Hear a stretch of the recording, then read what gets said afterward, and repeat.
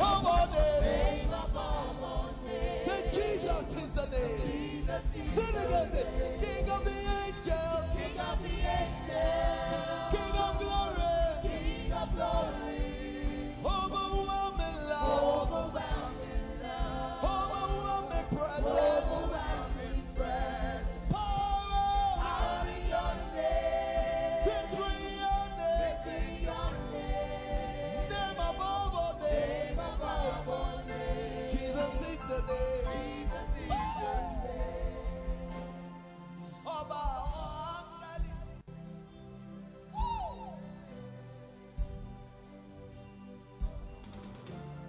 King of glory. For walking behind those closed doors. For breaking our head in battle. The Lord of our journeys.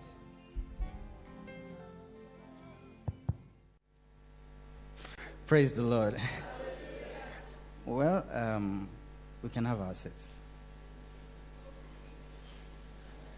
Thank you so much for giving me the privilege to come here and talk. I'm just an usher in the house, so I don't think I should. I was scared when I got that, but that's true, because if we're talking about managing emotions, I think I'm already managing my own emotions standing in front of this place. So it was just to read my emotions, watch me. Whatever I do is actually what I'm going to talk about. When I came in here, I was scared. My tongues were dry. My hands were tremulous. And everywhere is just looking like, oh, my God. But that's just what managing emotions is all about. I pray that at the end of this masterclass, we would have a lot of lessons to learn. We won't just learn, but we would learn the basics. We will learn how to practice, and we will do it. Thank you for having me once again. Dear Lord, I thank you for giving me this opportunity to talk here. I ask that as we talk about emotions, we will learn from it. We will do what we need to do to make us a leader. And at the end, we will have focus to glorify you, Lord. Thank you, mighty God. In Jesus' mighty name we have prayed. Wow. Thank you, Mommy, for giving me this privilege once again.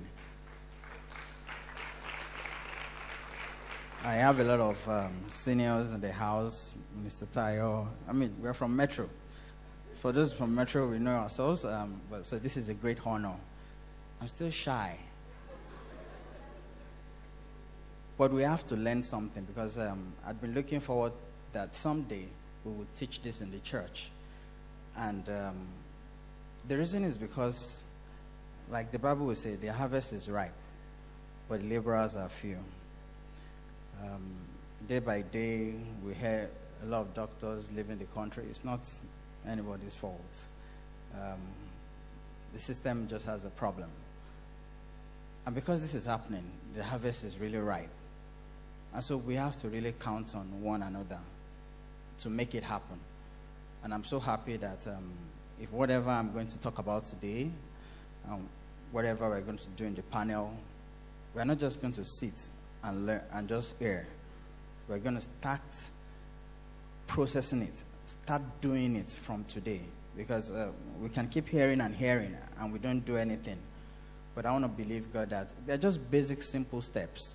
But if we start, I'm sure we would be a better person in 3 months. I was happy when the month was also leadership, or that the book of the month was leadership without a title. I love that. That's what I always love to do. I always love to be a leader, contributing a lot, without people knowing my name. That has always been my lifestyle. And so I felt like, okay, so if we're going to start it by managing our emotions, that is great, because we cannot finish talking about emotions. You've just seen emotions right here. I was shaking, but actually I'm not shaking anymore, and so I've won the first battle. My tongues are not dry like they were. And so that's the way it is. I felt a bit scared initially. See all the bright lights. I'm not in, but all the same. But that's just the way it is. And so we'll quickly move on and start talking about it, and I believe God will help us. I would want everybody to be free to ask a lot of questions. The ones we can answer, we're going to try and answer it. Before you move to the next slide, why is this thing also very important?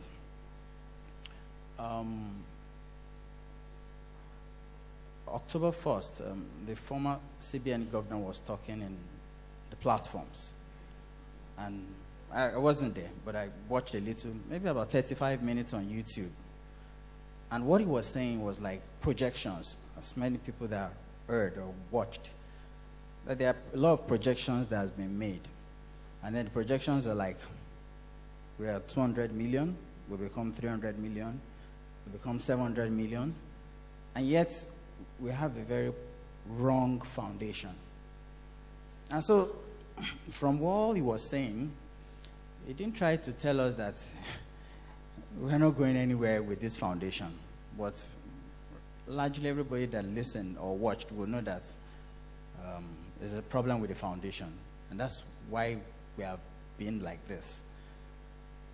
But we have figured out the same projection with the population, with health, with finances, with academics, is still going on. One of the important things they projected in health was that the global burden of disease is on the increase.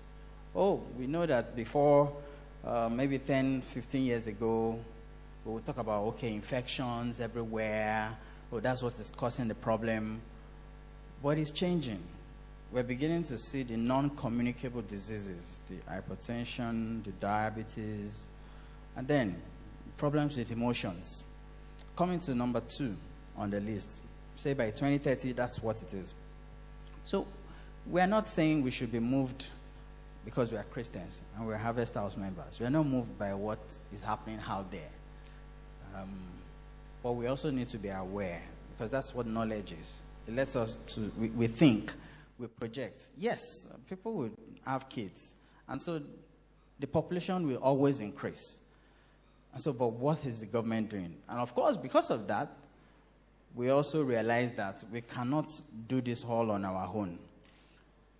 We need the church. We need the community. We need the family. We need all hands to be on deck to understand what is going on. If depression, anxieties will become second on the list by 2030, then what's going to happen? Are we all going to be depressed and we'll just keep hearing on social media somebody hanging, another person taking sniper, and all of that? Another important thing is they say almost all mental conditions, say 50%, will start at adolescence. That's a bit pathetic, meaning that all our adolescents are going through a lot and we don't know. The world is changing. Social media is out there. We have so much to do. And I believe by the time we go through this, we will understand the reasons why this is happening and what basic things we can do to help ourselves. You tell your neighbor, help yourself, help your neighbor.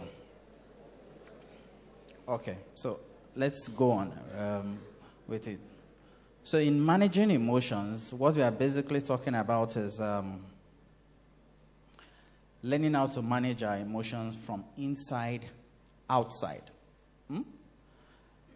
And in managing emotions, we're learning how the human characteristics are used to deal with external situations by choosing between many possible reactions. I mean, I've tried to deal with some emotions right now by coming here and standing with my mentors, my ministers. It's a lot of work. And that's what emotions are going to be talking about. It's something we deal with every day of our lives. One of the important things I remembered again was that when I was given this topic, I just figured out that I started managing my emotions every day. Because people started offending me, and I was like, are you sure they've not sent you guys to me?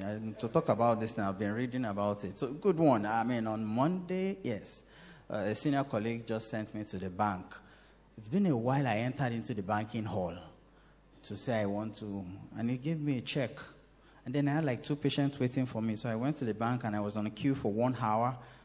I was already getting restless. Like, check at this age. And I asked him that, sir, can you just send me an account number or I will just withdraw and then do what he wants to buy 6 books from the bookstore. And then he told me to get 100,000 naira check. And then I went and I stayed for 1.5 hours. I went out of the bank and then I went to the ATM. I withdrew like that. Immediately I tried to withdraw. My card got stuck inside. And then I looked at it again. I said, I think this managing emotions is talking about me. I looked around, if just in case somebody was around. I was furious. I had to go back inside again. Now, the man was an examiner, and then he switched off his phone. And then the account officer needed to be calling him again. That, sir, there's one young man that wants to collect 100,000. So I stayed again for another 2-3 hours. So while I was staying, I started pacing up and down. That, this is truly a managing emotions. So they've really caught me with this topic. Of course, I got my card later, and then I went inside, and then they said they've been calling me that the money is out. And then so I learned my lesson that, well, when they give you topics, you are the first person to start the test. Anyway, at least I didn't slap anybody in the banking hall. So I think I won that battle again. So, next slide, please. Emotions are natural, not consciously controlled. You see me smile, you see another person angry. They're natural. But the truth about it is they can be learned. I like a lot of things about Harvesthouse. We raise models, we empower saints, and we fulfill destiny. And so when you learn most of these things, you realize that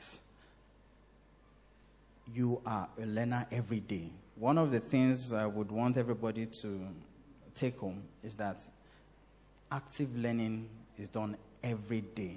There is no time that you say you would stop learning until you are not in this world.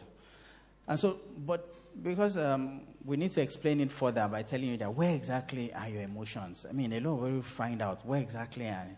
So scientifically, we could say the seat of emotions are what we call the limbic system. It's made up of quite a number of structures together, linked up with areas that are responsible for your memory, areas that are responsible for flight and fright. How many of you know that if someone throws a bomb, a lot of people will react? And then so you react with so many, is either you say, Jesus, or at the same time, you start bursting into tongues. Those are your different reactions people will have. But it's flight and fright response, okay? The whole from the limbic system. Another person will say, Mogbe, Mogbe, Mogbe. That's when you will know when, what is the first word that comes out of people's mouths. And so the limbic system is somewhere God has actually protected it. I'll show you the diagram. So God has made it so clear that it's the seat of emotion. So it's a bit guarded by all the other areas of the brain. So it's sitting just right in the middle where your reaction, and that's why sometimes, because it's linked with memory and so many other things, you find out that even if you say, I have forgiven somebody, you cannot forget. You say, oh, your sins are forgiven. Don't worry. Even if you just come across the person, even if you smile, you know that, it's something very, so that's the limbic system. And we need to understand that is where the seat of emotions are. All right? So what we are basically going to be doing is how to realize and readily accept, successfully control. You see, you get to a first stage of realization. Because oftentimes we hear a lot of things. This is who I am. I'm sure we've heard that before. I can't change. We can change you.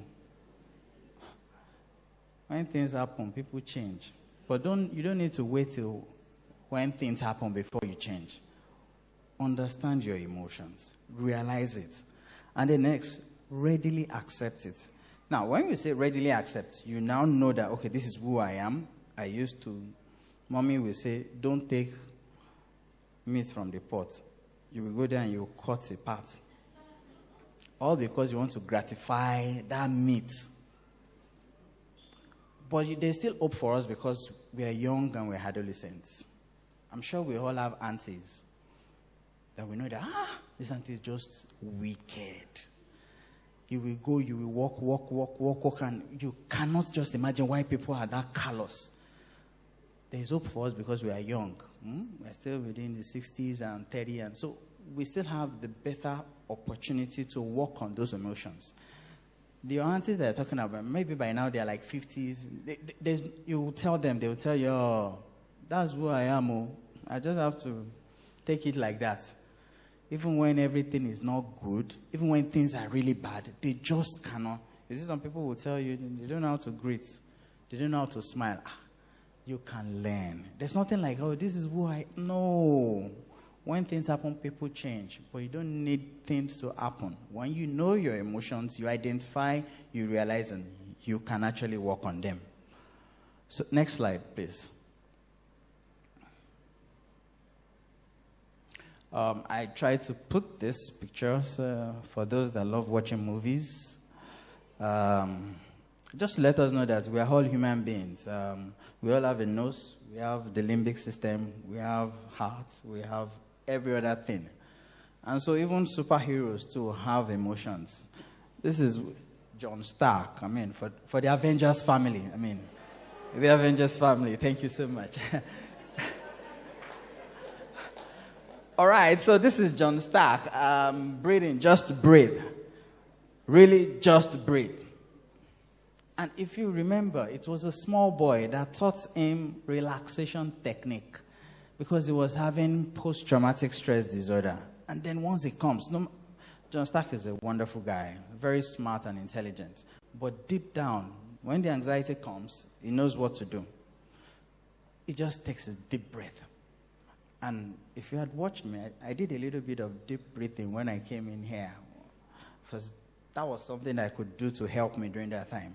But you must have practiced and practiced it, and it becomes part and parcel of you.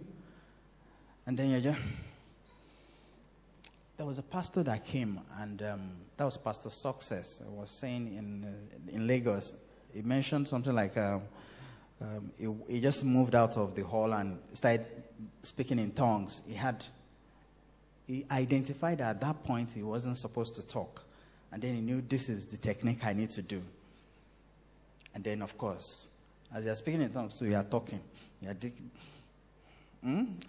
there's a diagram for it. And so this is just to let you know that nobody is immune. I've even heard Papa say it once, during the Wednesday service, that even me, I have butterflies. Can you remember? So if he has butterflies, I will have more than butterflies, or crocodile self. So that's to tell you, we are all human. Is there anybody that doesn't go to the toilet here? No, we all do. So that's to tell you how important this is. So when I heard that butterfly, I felt a bit relaxed. My case is not that bad. I can also do something.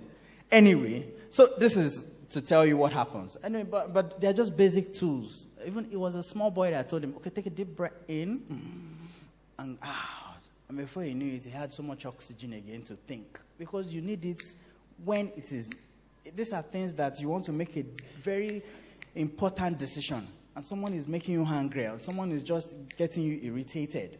You just have to know what to do. Next slide. Okay, so we can see about 6 types of emotions that we have. Surprise, fear, that we all have. I've had fears in the past. Sadness. Sadness is not depression. We all are entitled to get sad if we had a neighbor, a friend, a family die, or, so many things happen to us.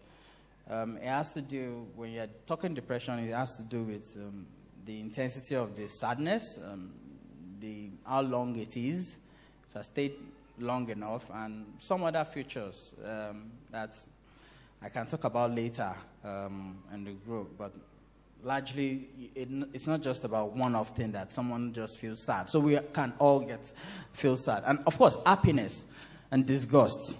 As simple as those things are, this is like a bedrock of most of the things that, we that's responsible for the emotions that we do every day. For the past 24 hours, I've been trying to keep a patient alive.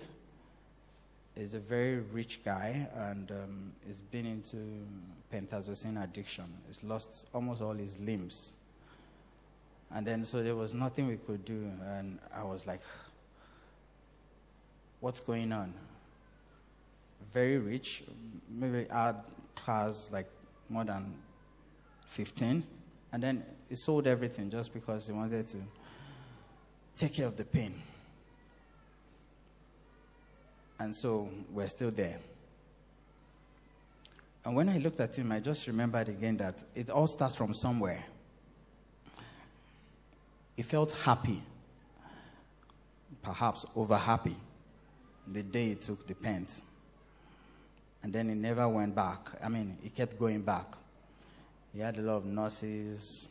And by the time he gives them like 5,000, 10,000, just give him like a trailer load. And then he kept injecting. And then all the limbs are gone. And he's not even looking at it. And he's still telling me, I want the prescription. The blood level is like, it's not even up to that of a neonate.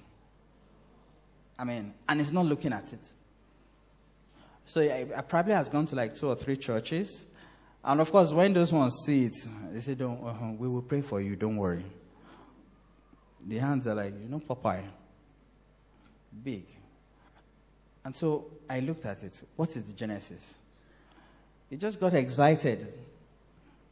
Yes, perhaps the pain actually left, but there was something about it that excited him. And they're like, oh, makes me sleep fine. And then he went all out. He sold 90% of the cars. It was like 22. He sold them, remaining 1, all to do this. And so, as simple as it looks, it can actually destroy. And so, if you look at this emotional matrix on the right, we have energy. It can be high, it can be low. We all want to survive. And then, but if you look at it very well, you need to match them together. When you notice that your energy is high, you must also have a positive energy. If you are surviving, you're having a high energy, and you figure out that your survival is just not coming, know that there is something negative coming on in your mind that is affecting it, and you need to trace it. Yes, we all get burnout. I mean, if we keep doing some things, we keep doing something. But once we identify a burnout, then we know, what else can I do to correct it? What is causing the burnout? And then, yes, if you're truly a very energetic person, you perform well and you're optimistic. The sky is your limit. But don't forget, you need to recover. And that's where the recovery zone is. You need to master it and know that, okay, as I'm doing it. Because you talk to some people and they tell you, you're just doing things. You're just doing it. You just wake up. Do you have a plan? At the end of 3 months. And so that's why I'm saying now that at the end of 3 months, we should have a plan from now. And okay, this is a master class. At the end of 3 months, I'm going to work on my emotions better. I'm going to do this better. As we take each of the classes, we must have an agenda. We must say this is what I'm going to do during this period. Because if you don't say it, we keep hearing and hearing and hearing and hearing. And we will not, so we need to write it down and do it. Next slide, please. Okay, so this is just the picture that I was talking about when I said the limbic system. So you can see where it is. God has so much made it precious. It's protected by the other areas so that when you are angry, be hungry and sin not. You can remember 1 or 2 things. And when a colleague is irritating you, you just skabash. You just say, you can say it in your mind, you can say it, and that's fine. A few seconds gone, and you have processed your brains perfectly well. Next slide.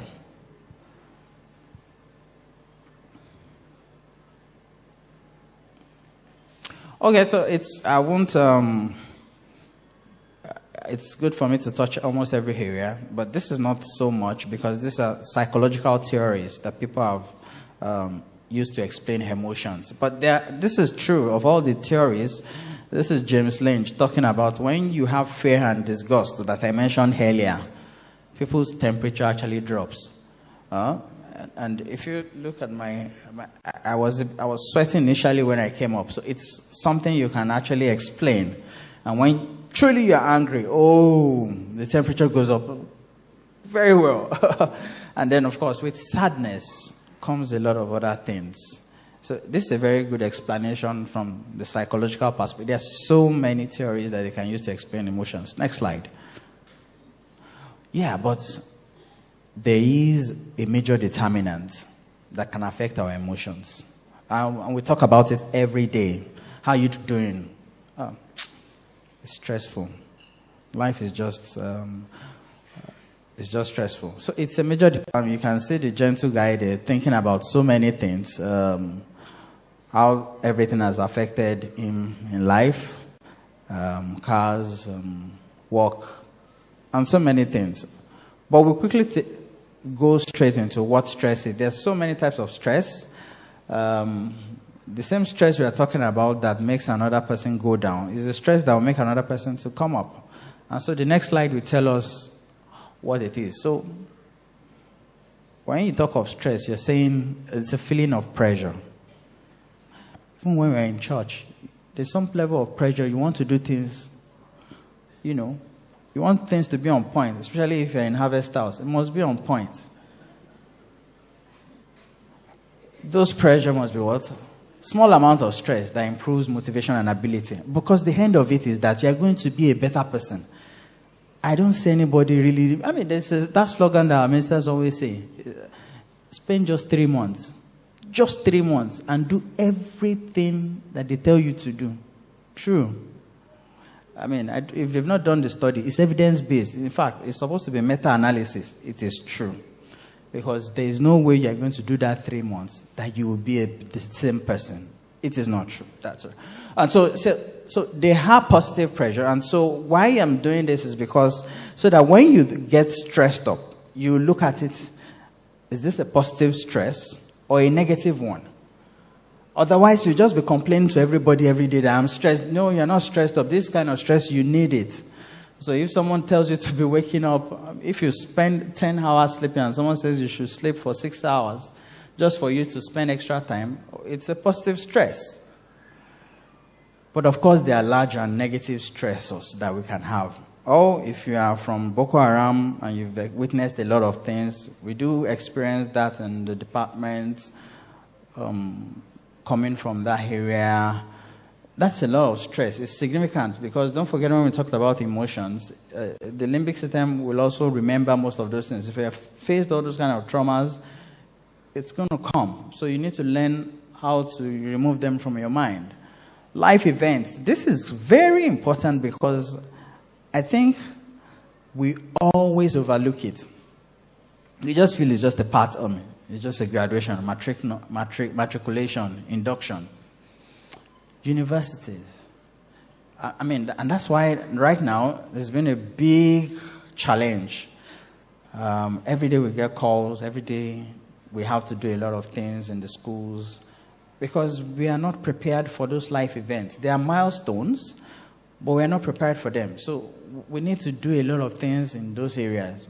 For marriage, even though we do some marital counseling, do you know each other very well? But you know that you can't know until you actually start living. And know. Birth of a child. And so we are requesting for a paternity leave. Now, they've not given us. Because we also know that people come down with postpartum depression. I did my master's in this area, and I would walk into the ward, and the gynecologists had seen, and the nurses are saying, wake up, just feed your baby. And the mother is just crying. It's just silent. Nobody knows. And of course, the sleep pattern is already affected, and then it just wakes up when the child is awake. And of course, babies always sleep in a very funny way. It's the daytime that they will be using to sleep. When you are supposed to sleep, that's when they will not be, the hunger will just be there. And so, yes, that has affected, but we don't prepare ourselves for most of those things. Death of loved ones. They are all life events that can actually affect people. But of course, we'll go back to telling you that you need to identify. Now that you've identified that they are stressors, you can put a check to them so that when they are coming, what do I do? There are also some other stressors that we meet at our place of work, meeting up with deadlines. Of course, we're not going to sleep if we have not done what we're supposed to do. Making decisions in life, quite a number of people can, have problems with that. I'm sure we all have irritating colleagues. There are just some colleagues that will just come around and machete batai. In their mind, that's not what they are. They are trying to let you know that you too wearing that kind of Ferragamo. You. Anyway, but we have to learn how to deal with them and walk and understand. They just talk. Anyway, but we're going to learn a lot of tricks on that so that those kind of things will not make you say or, get angry and we just mess things up for you. Next slide, please. All right, so this slide is talking about the stress model. And is actually one of the key parts of what I'm going to be saying concerning emotions. Because we want to know our emotions. The Bible is perfect. It's a perfect manual. Guard yourself. There's so many scriptures from there. And so stress, and if you look at the graph on the right, stress on the vertical axis and vulnerability on the x-axis, on the horizontal axis. Yeah, so it says Mr. A has what? Has a lot of stress. I'm sure we are following. Sorry, I'm doing a lot of... that's the way we do it. And so we can see that you're living a good life. That's wellness on the left, and then ill health on the right. So Mr. A has a lot of stress, and as it's going on, he has the vulnerability is what? A bit small, right? Mr. B is midway. The stress is right there, and then it also has some vulnerable factors. And then Mr. C has very low stress, but the vulnerability level is really high. And so what this is just to let you know is that the vulnerability level carries a lot of weight. How vulnerable am I? Some of us are very nervous from childhood. We just, every small thing worries us. We're just thinking about it. So this is telling us that that's a vulnerability. Other types of vulnerability could be what? Genetic factors. And so if you have one or two people around, but the truth of the matter is there anybody that has not had somebody with depression around him as a family? There's some people, but quite a number would have had. They might not have presented in a hospital, and that's why I also appreciate my church. Because anytime we talk about, there's an aspect of our service when we say we just want to celebrate and rejoice and dance and give God the praise. We don't know that it's some form of music therapy we're doing. Some people's burdens are lifted during that period, and then that's just what is making them very happy. That's what liberates them. And so they realize that something happens. I would explain one or two things responsible for how that works, but we're doing a lot of therapy in the church. And that is why the church is a very, very important factor. For all I care, maybe just 20% of people will actually come to usage. Because when people hear of usage, in fact, just saying you are going to usage, some people are collapsing. Yeah, and you can't blame them, because when they come, before they go from one place to the other, they've walked for like miles and they are sweating to get what they want to do. It is not that easy. And so nobody wants it. So the stress is just too much.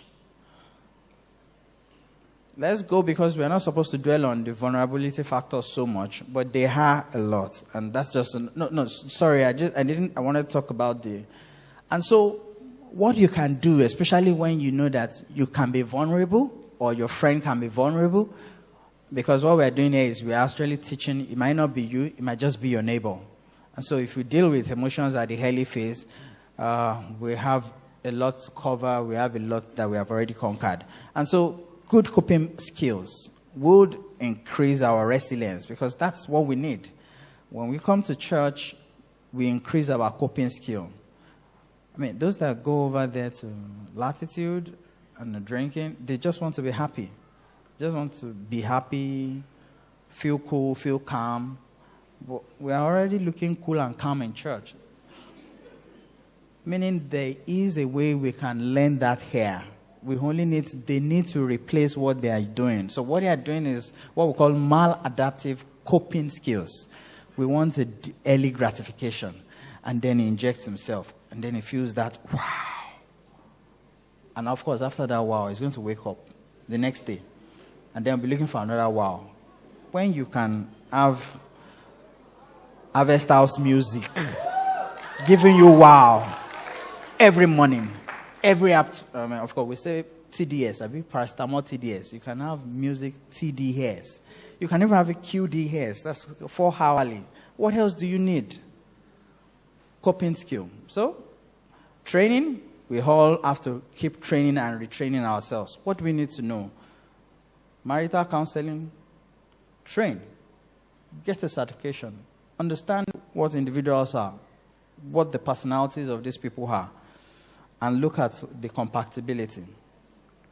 And that's all. They need to do that because they need to know themselves first. Psychological intervention, a lot of people run away from that, but of course, that's why the church is there.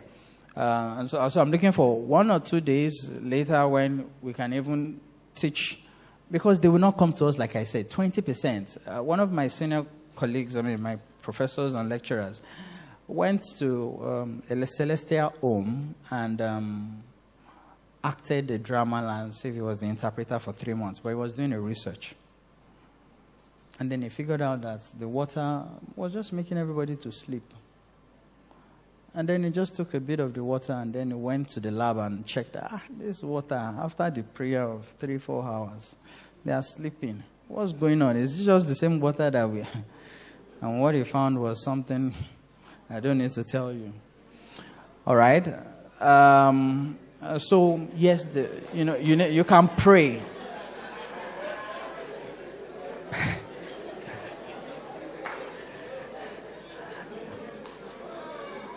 All right? So we all get scared of medications. Nobody wants to do medication. But I look at it this way, in perspectives. I think the reason why we're scared is also because the health sector is just not the way it's supposed to be. I mean, if everybody is on NHS, like in the UK, everybody is talking my GP. I have a GP. My general practitioner, because you get your drugs every time, there's nobody stressing you. You go there because they're not paying for it. And I feel that's one of the things that has made quite a number of people run away from medications, even if medications have their scientific evidence of showing. But what we look at in terms of the medication is more in terms of disability. If I truly have anxiety problems and I'm here, and I've taught you relaxation technique, but you are a lecturer. You're supposed to take your students every day. And you are holding the mic and you're like, good morning. It's not going to work. And so I just need to give you probably 1 or 2 tablets of propranolol. And then you realize that your hands are now straight. They are not shaking anymore. Hokbeo. And then you give your talk. It's not likely... it's very, very important, and it is sure that it's going to function. They're not going to send him out that, I thought you're a lecturer, PhD scholar, but you can't face even your students, talk less of facing the public. But he has the anxiety. He needs help. And so I tell him that, okay, sir, this is what you're going to do. You're going to come in front of your church or to the hall. Just come in. Take 1 or 2 steps. Just look. When you notice that you are having goosebumps, just go back. But you have looked. You have taken the first step. And then in your mind at home, you are imagining yourself seeing so many. Like before I came here today, I'd imagined that I'm seeing plenty people. So it was not a first time for me because I had already seen everybody here. And so it worked. And it's happy to me today because it's functioning. So we consider functionability, disability is a very important factor. You have a job, you lose your job because you messed up one or twice or something. There is hope. There is a way you can go around it. Just share your burdens with people. They will teach you. Okay, next slide. And so this is actually still talking about the energy matrix that we're talking about, that once you're an high positive energy person, you have good performance. You have to stay positive to recover. But when you are quite negative, that might be something we'll talk about some other time. High negative energy, you can be doing a lot and to survive, and you just figure out that it's just not moving. And that's where the role of emotional intelligence came in from. Emotional intelligence largely is just the same way that you use. You just need to develop it. Like I said earlier, even though the emotions, the way they are primitive, you all need to understand what it is in terms of building capacity to learn it, perceive it, and use your emotions. Next slide. I think I should move a bit fast now. So this is it, because I need to teach people this. What I just explained there, what it simply says is that each time you actually have those anxiety symptoms, you have those fears, you are, a good example, you probably run through the traffic lights and the last mile people entered your car. Yeah, that's one chance. You'll calm down because after 2 times that you pay 25,000, you learn what to do. But okay, but this is not last month. So this is anytime you actually have a period, you're just anxious, you don't know what's going on. This is what happens. And so the oxygen in your brain is depleted, and then you start getting more tremulous. So when you inhale, you take a deep breath in, your diaphragm goes down, your lungs expand, and you have more oxygen. And you exhale, and carbon dioxide goes out. As simple as it is, you have to practice like 10 times for you to learn it perfectly. Okay, so next slide, and so then we'll move on. So, okay, this slide is a bit small. Another trick you can learn is the stop sign. And so somebody offends you, irritable colleagues. Just remember this slide anytime, and that will help you a lot. You see the red light. What does it say? Stop. Count 1 to 10. Take deep breaths and try to calm down. Next, you think about it, because before you do it, we have a lot of primitive techniques. Some people, it is a lot of curse words that come out of it. When you're driving, it's a different ball game. You can leave church now and then you see another person doing, and you just leave it. Because it is something that's been part and parcel of in Ibadan. It is a different slang. In Lagos, it's Ibadan, you'll be any, and all of those kind of things. It's a part and parcel. But you don't want to also respond that way. So you remember that the yellow light says think. Why do you feel like this? What has upset you? By the time you do all of that, you are even calming down. The next word that comes out of my mind will not be Ori. It's not likely. You would have thought about it deeply. Okay? And then you speak to a person and trust about the issue. I think that explains it. Don't let me talk about most of the things here again. This picture is what I want us to learn. Next slide. Okay, so because we're in a church, and we said that the church has a role to play. And we need coping skills. And we don't need to get alcohol to get those coping skills. We don't need cannabis. We don't need Colorado. And then they fine-tune it, give it Colorado. Are you in Colorado? And then they say, give you Arizona. And then you're feeling cool that you're taking Arizona. They give you those quoted names that you feel cool. It's just 15 naira, it's 100 naira. And before you know it, you're gone. Because it brings pleasure to the brain. And it's bound to be repeated. Anything that brings pleasure to the brain is bound to be repeated. So we need to replace whatever is in our emotions. We need to learn good coping skills. And, we have a lot of that in Harvesthouse. So this is just a little, to give you if you're having uncertainty, disappointment, depression, this is all we learn every Wednesday, every Sunday. I mean, the word is just there.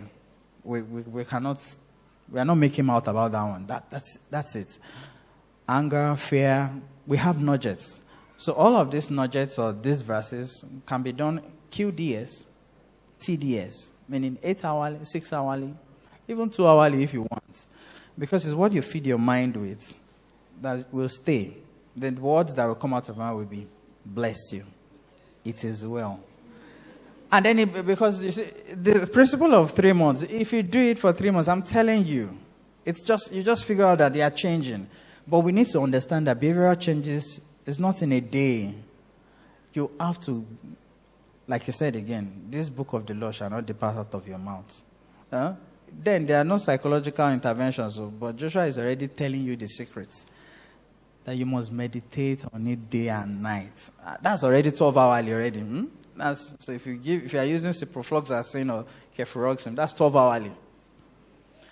All right, so that's a spiritual one. And then other things that we need to do. The next slide to talk about it. So we're doing it, but we're taking every area that we need to cover. Because we don't want what is going to happen to the global burden of disease to catch up on us. We are not going to be a victim of that. So we need to handle it right now. Exercise. I think the choristers do a lot of that. And you don't know that they are taking care of a lot of stress while they're doing that. So if you really don't do that, just learn from that. They do music therapy. We all know David. David was a man after God's own heart. And then you know what? He's the one playing the harp for Saul. That's music therapy on the way. Kindness, openness, talk to a confidant. Don't forget I said talk to a confidant because you just can't talk to anybody. If you talk to anybody, you will get the response from anybody. And the people that you don't want them to know what happened to you will end up knowing. So you must identify. So the challenge is, the first thing is we need to know ourselves. No, we can write them down as much as possible. If I put it to you that write 10 things about yourself, tell me your strengths and your weaknesses. Nobody has actually sat down to write that. And so what are we now doing talking to another person when I don't know? Because I must know myself before I start knowing where I need to walk. Avoid negative thinking. Negative thinking will always be around. As a matter of fact, we always say something in child, that the baby always knows a no before a yes. Meaning that no comes first before even a no. It doesn't want anything. And so naturally as we're growing up, we're prone to just attract most of those things. But we need to replace it with our thinking. Now that we know that we can control our emotions, then we need to start doing that. Only by being a leader of yourself. Then will your emotions not create a damage. Next slide. That shows that we all like babies. We like fine, fresh babies. And so this is my last slide. Keep your chin up. No one expects you to save the world. Otherwise, you have been wearing a cape and tights. Just do the best you can in doing what you want to do. Thank you very much.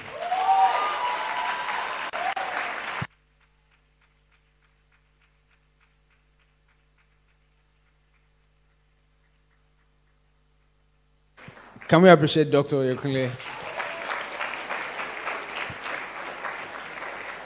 Have we learned one or two things tonight? Everybody say chin up. You're not expected to see. Is your name Jesus Christ? Hallelujah. So very briefly, we're expecting your questions. If you have questions, please, let's bring the stuff up. If you have questions, please just write your questions and pass it to the ushers so that it can be treated. All right. In the brief moment that we'll have now, with all these questions and some of the things some conversations we've started before we got here today, we're going to be asking questions. We're going to be shedding more light on some subject. And we have people who are also professionals in this field who will be joining me off stage here this evening so that we can continue the conversation. How many of us want us to take the conversation to another level? You ready? Are you ready? I mean, just imagine you go and meet Dr. Oyekunle in UCH. You're first going to pay consultation fee, having climbed as many staircases as possible. Now you're sweating. Which of the emotions now?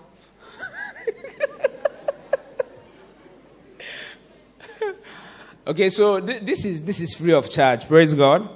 So if you have any question, you better ask. All right. Tonight, by the grace of God, we're going to be having a clinical psychologist. He has a master's degree in clinical psychology from University of Ibadan. He currently works as a volunteer clinical psychologist,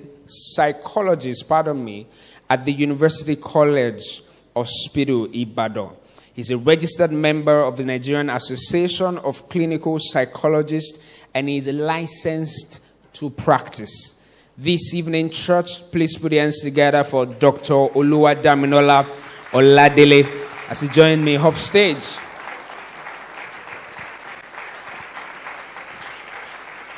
Thank you, sir. You're welcome. Please. Yeah. All right. We also have tonight a resident psychiatrist doctor from the University College Ibadan. Let's welcome our very own Dr. Olubumi Fola Bulumole.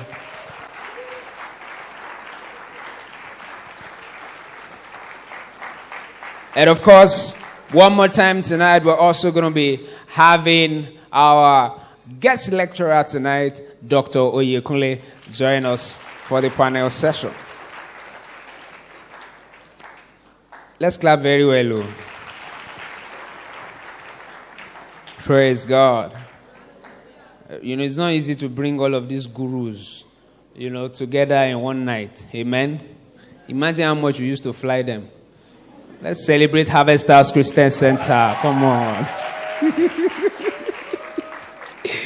Praise God. So we've learned tonight that our emotions are natural. They are not consciously controlled. Now, please start writing your questions, please. I'd like to ask if I should start from Dr. Oluwadaminola being a clinical psychologist. How can we practically build ways or build emotional resilience where I don't flare? I mean, doctor successfully did not slap anybody in that banking hall. He definitely must have built some emotional muscles. Okay, so how can I build emotional muscles? Okay, good evening, church. Good evening, sir. Thank you for the opportunity to be here to talk to. You like his voice? Come on now.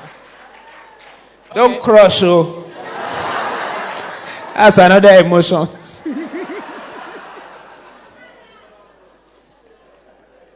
Okay. All right, let's hear him. Based on what he said earlier, now, when you were born, some people have the vulnerability factor of breaking down easily due to stress.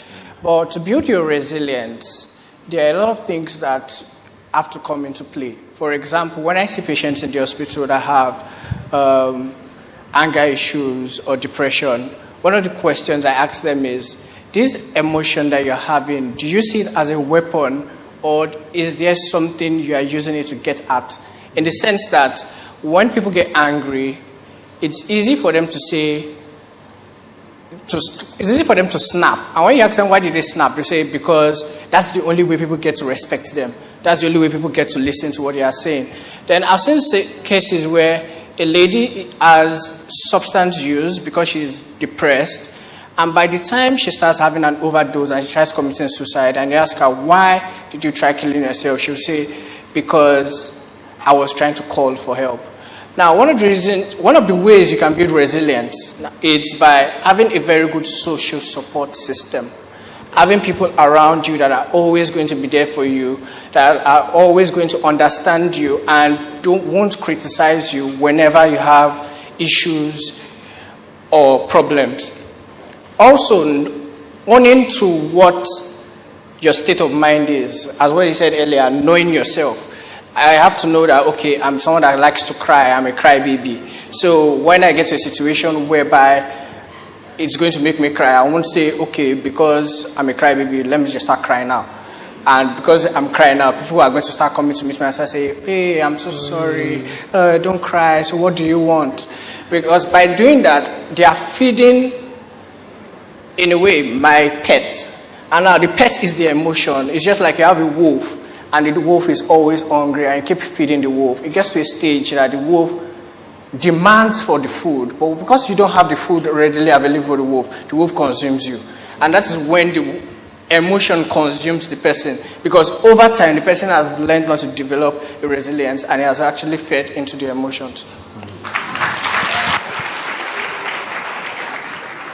Dr. Bumi, you're welcome, ma'am.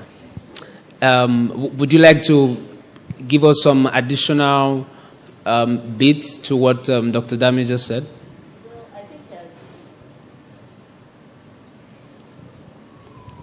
Yes, ma'am. well, Perfect. His answer is what is in line with what I want. Great. Can we celebrate Dr. Dami one more time? Dr. Dami mentioned the issue of having a good social support system. I'm also learned that from Dr. Oyekunle's talk.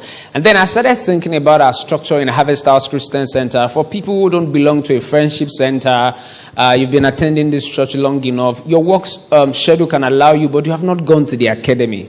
You see where you're missing out now? Because that's one way you can actually build a social support system. You get what I'm talking about? Yeah, so don't just, add to the number, join a service team, wait after service. We've jokingly said that if you're a lady or a guy and you leave immediately after church, it will be very difficult for you to marry because you keep... I'm just saying. So it's important that, from an expert perspective now, we learn to build a good social support system. Did you get that? Yes. Fantastic. All right. I feel like saying some extra stuff. You see, our generation thinks that, because you chat somebody on Instagram 1:30 to 1 a.m. every day, you think that person is your friend. You better have real friends. Next question, Doc. Dr. Oyekunle, you showed us a picture talking about the high energy, the burnout, the work zone now and the recovery zone. Now, my question, sir, is how can one prevent burnout, or how can we recover from burnout? Because you actually mentioned that one way or the other we're going to get to the burnout zone. So how can we master our emotions and recover quickly when we get into burnout? Thank you so much again. So, like I said, when you do a particular thing over and over, and perhaps you're not making the kind of progress you're expecting, there's tendency for a burnout to set in, right? But of course, when it sets in, things are just down, you're just not energetic enough to do the things. Sometimes it might actually be that you're depressed, but you need to identify it clearly. So the same things I talked about in increasing resilience, and which are the increasing your coping skill, increasing what to do, kindness, openness. I know quite a number of people just feel, no, don't speak out. I'm not sure that is really right. If you're on the offensive, you're way better than someone that is on the defensive. Some people claim that they're naturally quiet and gentle. But you can't continue to be gentle and you're dying inside. You must speak to someone. And so, was it 2 or 3 years ago? Okay, so the theme for depression was Depression Speak Out. Because they found out that just speaking out to your pastor, to your minister, the problem is 50% solved. Sometimes when you speak out, while you are talking, you are even finding solutions yourself. Okay, I think my head is now getting correct. That is how it is. Mere communicating it out. You figure out that, yes, sometimes you really don't know that you really have a problem until you're not looking at it and you're like, okay, so I have this problem. Okay. And so those are the ways in which you can walk around burnout. So many of us, especially in Nigeria, it's not only for people like us that are losing weight that should do exercise. Everybody. Yeah, because I didn't mention that. So exercise increases endorphins in your brain. If you really do exercise 30, 45 minutes, you don't need to be jogging from Akobo to General Gas. Just do one or two things at home. There are so many workouts now on social media. You just do it following workouts. You must do it religiously. See, these things are intentional, like they would say in church. You have to be intentional with some things. So when you're intentional with your spiritual life, you're intentional with your emotional life, you're intentional with your physical life. I mean, we're all young. We don't need to start taking antihypertensive drugs so early. For those that are taking it, no problem. But for some of us that still need to work on it, we can. Even when you are taking it, if you figure out that if you do the exercise. My first trip when I went for a conference, it was a Thanksgiving. And we were all to say what was going on. Let's thank God. What has happened in our life for coming here? My own was that they gave me visa to even enter Obodo. But this lady is a dermatologist. A dermatopathologist. And works from home. And you know what she said? She said now she runs like 3-4 miles extra. And then I looked at her. She was looking so skinny. And then she's happy that she can cover more miles. And I was like, this is what you're thanking God for. And then I figured out that it is something to thank God for. If you do the miles and you walk and there's no way, you will just realize that your body is calm. Your attention is perfect. You are speaking, you're not tired. You sleep 4-5 hours and you're like, you're good. It's just an habit. We have a lot of bad habits in Nigeria. But we can start it now because we are the young generation. Dr. Oyekunle, if I may come in right there, we have a question here that says, I always feel tired and sleepy after every morning exercise. Why do I always feel this way? And what is the way out? Now, the second question to it immediately is that, is it compulsory to exercise every day? All right, so let's take it quick. If you feel tired after the exercise, number one, I don't know what kind of workout you are doing. If you jog for 2 hours, you will feel tired. So if you do 30 minutes, but you need to first find out. Don't forget where we started from. Identify yourself. Are you sure it is the exercise that is making you tired? Clarify. Is it the exercise that making you, or even when you wake up? Because you need to delineate between that and depression. If you wake up in the morning and the next thing that's, things are just looking so dark. You're just squeezing your mouth early in the morning.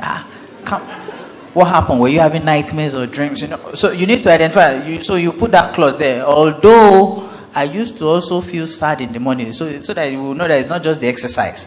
But if it's the exercise, I think you reduce. I don't know if you're on treadmills for like 1 hour. That might be too much. How many calories do you want to burn? So you need to work on that. And if it's just you just need to do some just simple ones. And if that's so that you can do other things. And you your advice would be that the person reviews the kind of exercise that is good. And the duration. And of course, if he's having other conditions, it needs to identify that too and speak to someone. Okay. This one says, can you recommend books for emotional intelligence? And then the next question says, how can I manage anger and depression?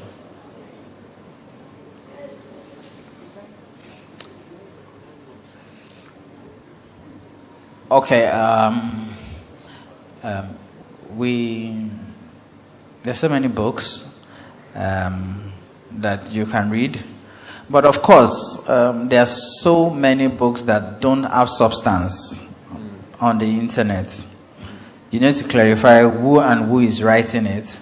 And one thing I like about Harvesthouse again is that when they recommend a book of the month, those books are really deep.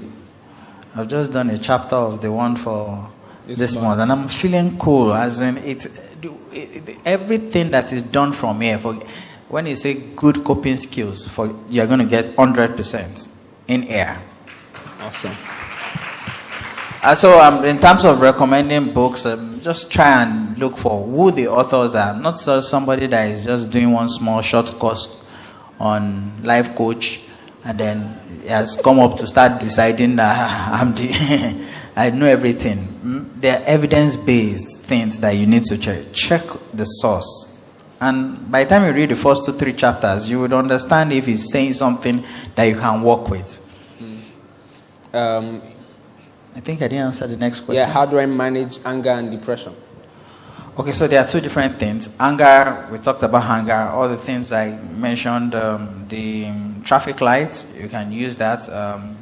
You can do normal deep breathing techniques or relaxation techniques during that time. Understand that some people just get naturally angry, even at trivial things. And then it might not be you, it might just even be your next door neighbor. Find out what exactly is the problem. There are different models for anger management. I'm sure the clinical psychologist knows a lot of that. But you can stick with 1 or 2 or 3. If you feel that your anger has really given you so much problem, and I've seen people that because they're angry and they're washing plates and the plates are just breaking. Yes, they don't know how to ventilate, but it's just like that. And then people are banging their heads and all of that. So if you think that is more than what you can handle, there are quite a number of therapists that you can talk to. But of course, get to your spiritual leaders. Let them pray for you. Because spirit, soul, and body is what we're dealing with. We're not telling you to leave one aspect of it. By the time the anointing comes on you from there, you will go and then you start reading about the anger. Then you mix it with the traffic lights. Are you getting me? Yeah. They are all together. I don't think we should leave anyone untouched. You learn it together. By the time you are speaking in your mind, you are praying, that's the technique you want to do. You are remembering that God has already laid hands on you. And then instead of you cursing, you just find out that you're saying you are blessed. You don't know, but it has to be practiced. It is not just by just saying, this is the way to do it. You must learn it intentionally. You must be intentional about it. Okay? Depression is a big topic on its own, and that is what is causing a lot of problems. It's going to be the second by 2020, not even 2030, on the list of non-communicable. And then, so it is real. It works with a lot of psychological intervention. I see a future where, because of course they come to the church more, the church, it will be like the church as a therapist. Quick one, do you know why depression is actually lower in Catholics than in all other people in the Christendom? Because there's a priest that they go and talk to. They just ventilate. Even if they are seeing the priest or they are not seeing, I masturbated yesterday, dear Father. Because they know that they've done something. And so they go out and they just confess it. And they figured out that the depression in Catholics is quite low amongst all Christians. So you cannot say that you are, what do you do? People read Tim LaHaye's book, Spirit Controlled Temperaments, and then they say, I'm phlegmatic. I'm, what else? Choleric. I'm sanguine. I'm choleric. Yes, you might have that genetic makeup. But when it comes for you to get a job, go and say you're phlegmatic and not showcase that. Make it your introduction statement, sir. I'm phlegm. Are you getting me? It won't work there. That means you can learn it. You can unlearn what you have. When it gets to that point, you will, if you don't know how to do it, first rehearse in front of the mirror. This is who I am, Lagbaja. I am trained in this. I'm doing this. And then I finish and I say what I want. You've forgotten the flame. You get your job and then you go back home and talk about flame. Thank you very much, sir. Doctor, okay, let me ask Dr. Bumi a question. Dr. Bumi, this question says that how do I handle a 7-year-old who is aggressive?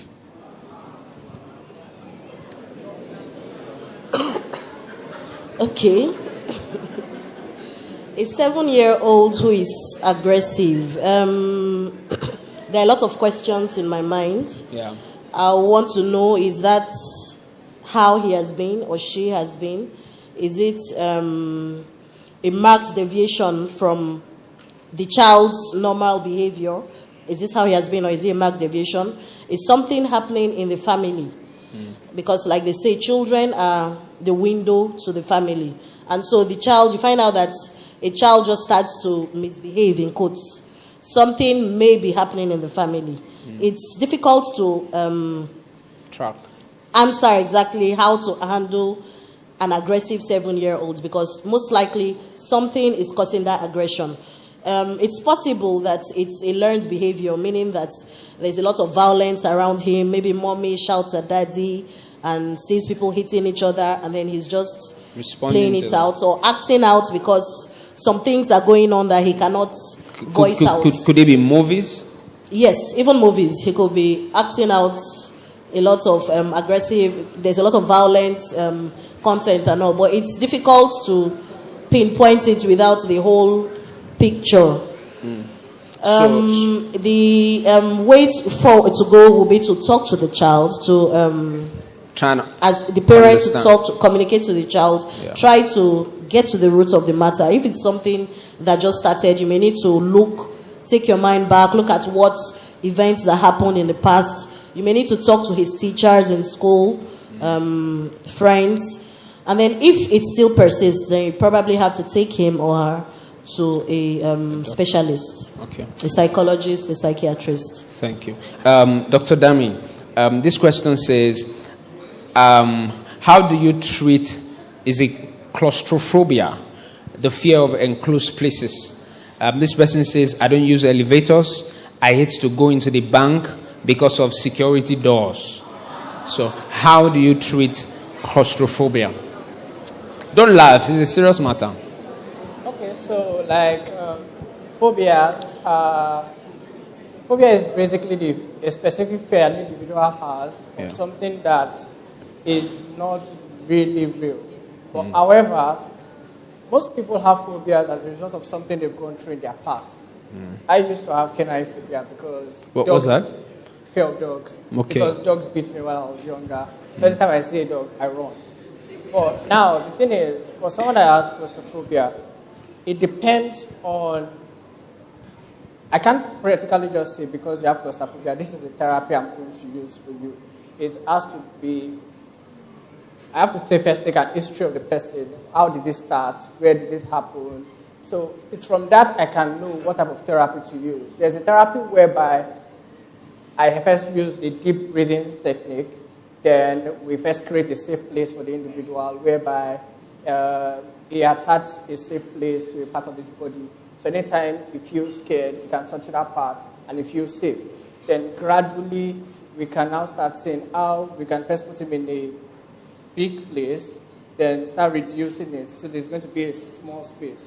That's a gradual exposure to the sensation that he's afraid of. But there are other therapies that people use. I could just take him one day and just put... Some people used to do that. They take the client, they take him to an enclosed place, like an elevator, so they just put him in and they just lock him there. And the person screams, shout. Then after some time, it calms down. But therapeutically, because of the shock the person can go through, because of some other problems, it's better you expose the person gradually to the stimuli and see how the person will respond to it. Gradually. Thank you very much, sir. This question to you again. As we age, the tendency to be forgetful sets in, even on very simple things. It increases, and this can be scary. Any clue to improving our memory? Now, there is an aspect of psychology that has to do with neurology, where we look at memories. Now, for someone that is forgetful as is growing older, one of the simple ways we help them is by note writing. You write out the schedule of the day. Okay, I'm going to the market today. Note keeping. So that way it's easier for the person to go about it. That is the simplest way the person can go about it. There are other techniques and therapy methods that can help improve the memory. But however, it's very vital that the person goes to see a psychiatrist or a doctor to know if there is as a result of an organic or a physiological problem. That's before you can now come and say you want to see a psychologist or a neurologist or behavioral therapist. Okay. We've had this question repeated 3 times from 3 different people now, which says that what are the signs of anxiety and how do I know that I am depressed? Yes. Okay. So first of all, what I want to say is that depression, anxiety are illnesses, first of all. Many times people just take them as emotions, things that you can talk the person out of or encourage the person out of.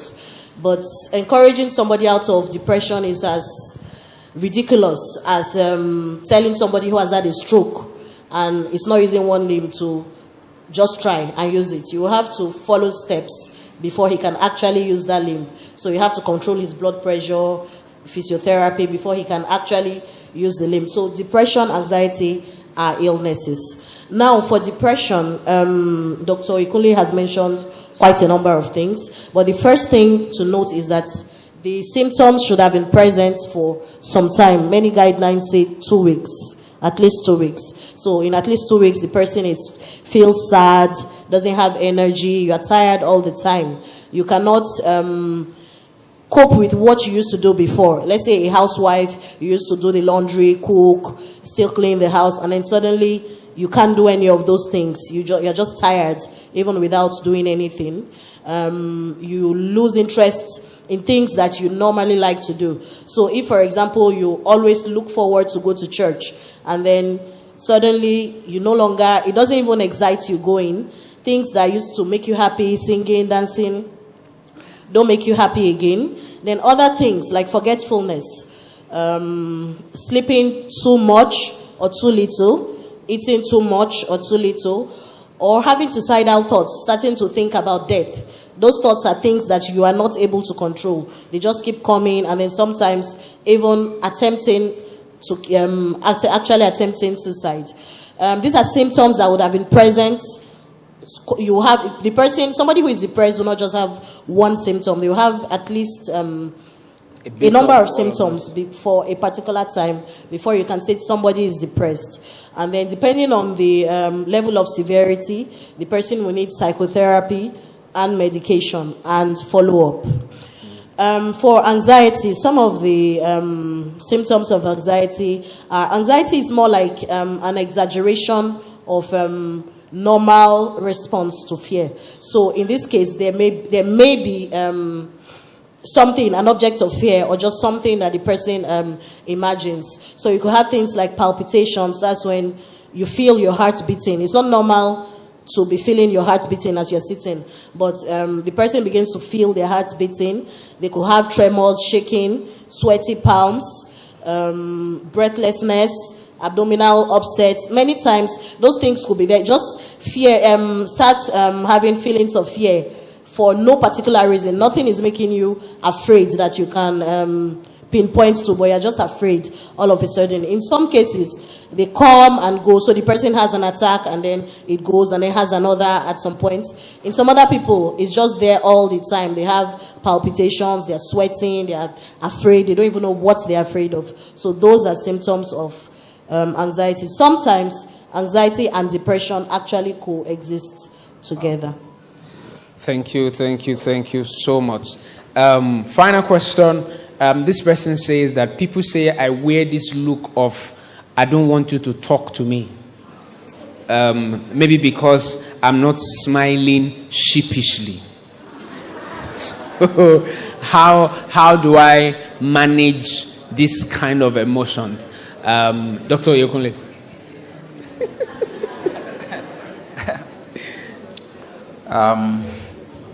Okay, so there's something we didn't talk about because, of course, there's no time.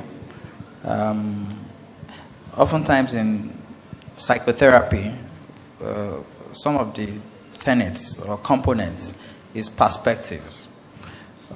We have different perspectives. And what I usually talk about is that if I put a glass of water that is half filled, if I put it down, and I ask the second person looking at that I should report, tell me something about it, the person will say it's half filled. Another person will say what? It's half empty. That means we're all looking at life from different angles. So if he's looking at life in the way that this is the way he's going to be looking, and this is who he is, another person is looking at him from different angles. So this is one of the tenets I use, that it is your cognition, that's what we call it, is your thinking that is making you to think this is the way people are looking at you. That is not the true picture of who you are. And so, as a matter of fact, when people are depressed or when people are anxious, if you look at it very well, there is a change in the cognition. Oftentimes, they go somewhere and then they say, maybe because I don't have a job, that's why Minister this did not greet me very well. Whereas Minister this is so busy thinking of so many engagements that it didn't even... Are you getting me? So we'll hear things like people having arbitrary inference, just inferring. That thing that Mr. Victor talked about is me, is referring to. Is me, because I didn't drop offering. Is that the way it is? They are cognitive thinking, just right from you. So you have finished yourself naturally. And that's what usually happens. We finish ourselves even before we see the therapist. And so after so much of doing, and then we now look at ourselves and say, since I'm even hopeless, then this world does not mean anything to me. I've seen a man that was telling me that, well, he's a short man, that when he wanted to actually attempt suicide, he thought about climbing one of those big, to shock himself, but there was no ladder. You can imagine that cognition. You have thought about it. All was because of loneliness. No children are gone. What's all this life all about? Self. And then he started thinking. Don't forget, the Bible is a perfect manner. As a man thinketh in his heart. So easy. And so he started giving himself that thought. When other people are saying, bless the Lord, O my soul, and all that is within me, they are both depressed, though, but there's one that is speaking positive. Affirming himself. And then the other one is just saying, okay, since I am not that tall, let me look for a knife. And truly, actually tricked himself like 4 or 5 times. I was on the phone saying from one hospital, unfortunately the whole hospital was there was a strike. So I was like, nobody should leave that day for the next 72 hours. So you take turns. So by the time they finished stitching the neck, and I saw the man about 3 days after, he was telling me, I've put my son into serious trouble. I won't do that again. You just knew that you won't do that again. After the blood was much. So that's what cognitive thinking is about. And that's what actually happens to people. And so they will go. But the truth of the matter is, if our religious leaders understand all of these components, they can sit them down. Are you sure? You are thinking that this and this is happening. They can sit them down and tell them that you are looking at it from a different perspective. I still lost somebody of recent who was the best in his class. And then I told the dad to keep monitoring, never to leave his site. But just a few days, the man went to do his pension to collect his money. The fellow colleague committed suicide. And so, what is in our thinking? What is our cognition? That's where to start from. Thank you very much. Have we learned 1 or 2 things tonight? So it's very, very important that we pay attention to what is in our thinking. Reverend will say that whatever it is that you are calling is coming. Whatever it is that you are speaking forth is what is springing forth. So we must pay attention to our mind. No wonder Paul in Philippians chapter 4 tells us what our thought circle should be like.